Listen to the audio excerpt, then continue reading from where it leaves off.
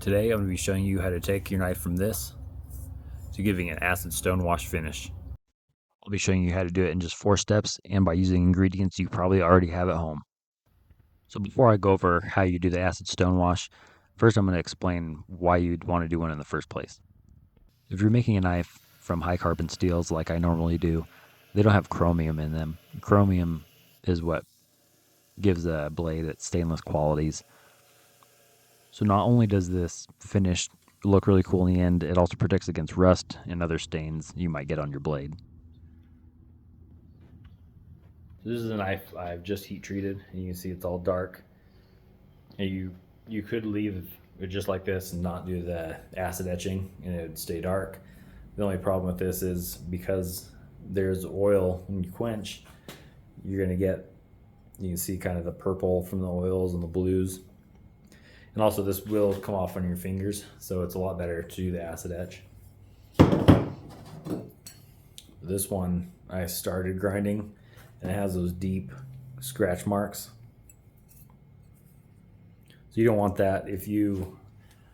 I tried it once because I thought I could just cover it up with the vinegar, or if you decide to use ferric chloride, but it doesn't cover it up. You're gonna have a dark knife with all the scratches still. It actually looks worse darkened than it does just like this. So you want to make sure when you do get ready to acid etch that there aren't scratches. It's as clean as you can go. I'll be using the bottom knife. I've taken it to 400 grit.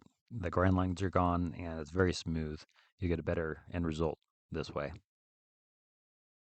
So I found a Tupperware container. I can just put the knife in here and cover it with vinegar. So this knife just barely fits.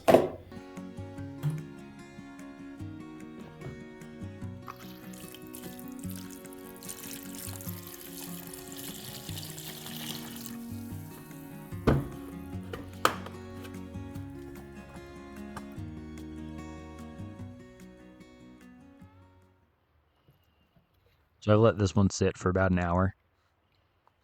I'm going to be doing 3 soaks and clean off in between each one. And the reason you want to do that is if there's any kind of debris or something on the knife, you can get inconsistent colors throughout. You might get blotchy. So we want it to be one solid color. So I'm going to clean it off and put it back in for the next soak.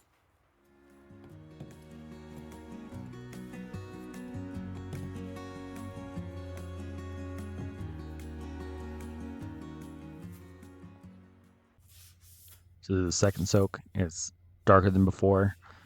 It's looking really good, really even. So I'll put it in one more time.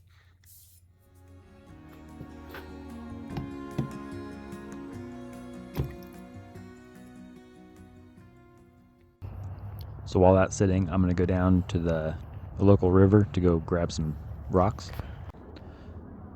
While we were down there, we saw this mule deer. Heard a couple of them walking around. So the rocks I'm looking for, I want to get some that are actually in the water. The water's been running over them, making them smooth. If you have rocks that are too rough, you can put too big of scratches in. So all these look really good, smooth to the touch, and these are the ones we want. You can experiment with different kind of rocks to see if you get different results. Let me know in the comments if you've tried this and what your findings are.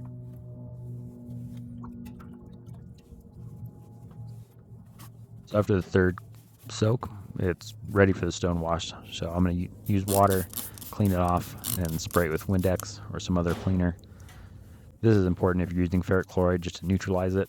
I like doing it with the vinegar also just to clean it up and see what it looks like. And then I'm also spraying it with WD-40, and this will just add another layer of protection against rust.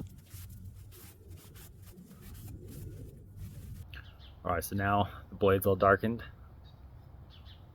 Now we can start on the stone wash. So I just went and grabbed a coffee container. You can use anything circular. So I'm showing this in case you don't have a tumbler. You can also hook up your container to a lathe or a drill, have it spin. And if you don't have that, all you need is a container, and you can just do it yourself for about 10 to 15 minutes.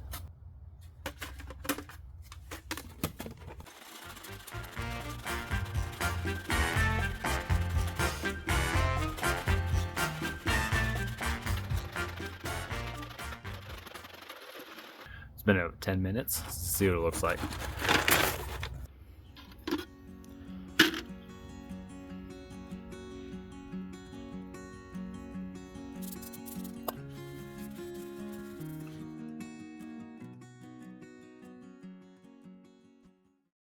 Really like how this one turned out.